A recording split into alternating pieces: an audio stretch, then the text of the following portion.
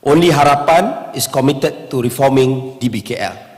One thing that has come up repeatedly from my interactions with the voters of Setiawangsa and Kuala Lumpur in this election has been a desire to reform how DBKL works. With a budget of around 3 billion ringgit annually, the DBKL's funding exceeds even that of the wealthier states in Malaysia. Selangor's funding, for example, or annual budget is 2.34 billion ringgit. And despite this, there is almost no legislative oversight to DBKL.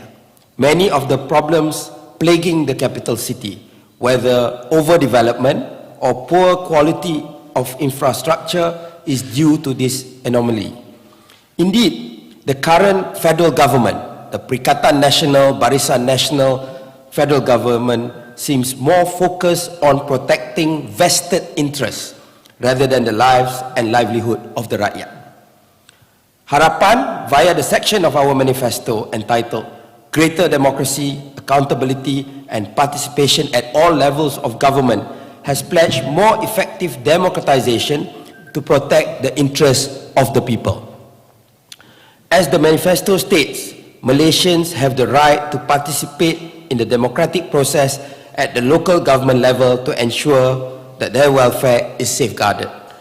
Specifically, the Harapan federal government will encourage public engagement at all levels through a consistent and open platform, especially with regards local development projects and local policies that have a real impact on the rakyat's lives, and work hard to empower democracy and transparency in DBKL through systematic methods.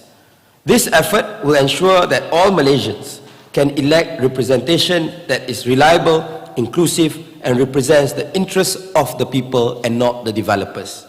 As the capital city, KL should lead the way, simply because of the democratic deficit of federal territory voters having only one vote, whereas those in the states of the federation, they have 2 votes, one for the Dewan Rakyat and one for the Dewan Undangan Negeri. There has been arguments which are long-standing legacy arguments that local government elections in Kuala Lumpur will lead to greater racial tensions. But this is patently absurd. The 2010 census data has shown that the KL's Malay population has outnumbered its Chinese counterpart 45.9% to 43.2%, and that was 12 years ago. And as we are all aware, the demographic trend is that the Malay numbers are generally growing compared to the Chinese population. In the 1970s, it's true that only 15.5% of urban dwellers in Peninsular Malaysia were Malays. By 2016, however, 68% of the Bumiputra communities live in cities. It was estimated in 2020 that of Malaysia's collective urban population, 56% are Bumiputra. I urge all voters to read Harapan's manifesto at kitaboleh.my and to vote for us come 19 November. Your vote will be for a KL that is well run and provides opportunities for all its residents. A KL that is a world-class city run in a world-class fashion, and a KL in Malaysia that we all can be proud to call our home. Just to point out, Pakatan Harapan is the only coalition, major coalition, if we are talking about PH, PN and BN. We are the only one to actually talk about creating better accountability and democratization in Kuala Lumpur. The other coalitions do not talk about this policy in their manifesto at all. Untuk makluman, hanya Pakatan Harapan yang menyentuh soal democratizing DBKL ini berbanding dengan Perikatan Nasional ataupun Barisan Nasional yang langsung tidak menyentuh tentang hal ini. Ya, mungkin sebab ramai kebanyakan daripada wakil rakyat Kuala Lumpur ini daripada Pakatan Harapan, jadi kami yang lebih terkesan daripada masalah DBKL yang begitu jauh dengan komuniti penduduknya sendiri. Jadi soalan, questions? Yes. When you talk about greater democratization, are you talking about introducing local elections to KL? Is that what you mean? Okay, there is a process that we have to go through, right? So what we are saying is, as of now, when you talk about DBKL,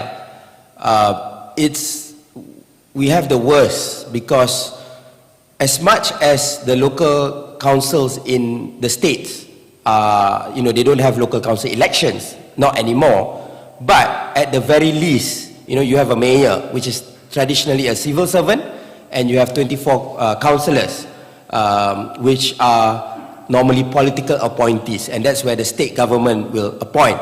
So there is still a sense of democratic link with the local council. It's not perfect, it's not totally representative, but there is.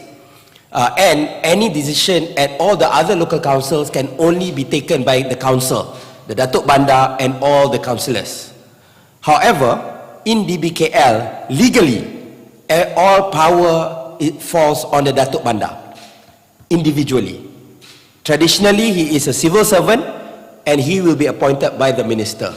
And so often, we have ministers who are not even from Kuala Lumpur, who get appointed from Ketere, from Arau, to become ministers of the federal territory. So what we are saying is, we need to create a form where we can have better democratic representation in DBKL. The details, how and all that, we have to discuss in detail. Because as I said, there is still a lot of fear. When you talk about local council election, rightly or wrongly, there is still a lot of prejudice about the issue, but we have to understand and we have to recognize that DBKL has a total lack of democratic accountability. How do we improve that? That one is something to discuss, but we are committed to work towards greater democratic representation in DBKL. Just to go back to that a little bit, it's not something new, because in your URL in 2018, you guys did talk about bringing back the third vote. So the third vote is not unique in Malaysia. What are you suggesting? Is this something a bit more scaled down? And if that is possible, since you guys are in control of, say, Selangor, for example, would that be a template that you can use for the rest of the country? Well, that's why I think the different part on this is that we are focusing only on Kuala Lumpur, because I think that anything that we do, Kuala Lumpur should take the lead. And secondly, as we mentioned, is that Kuala Lumpur has a democratic deficit, because anyone that stays in Kuala Lumpur, they only have one vote. Same goes with Putrajaya and Labuan, but that's another story. So what we are saying is that, KL MPs, we have to do everything from missing cats to missing ships, as in not kambing, but kapal, right? So we have to handle all the issues, because we don't have aduns.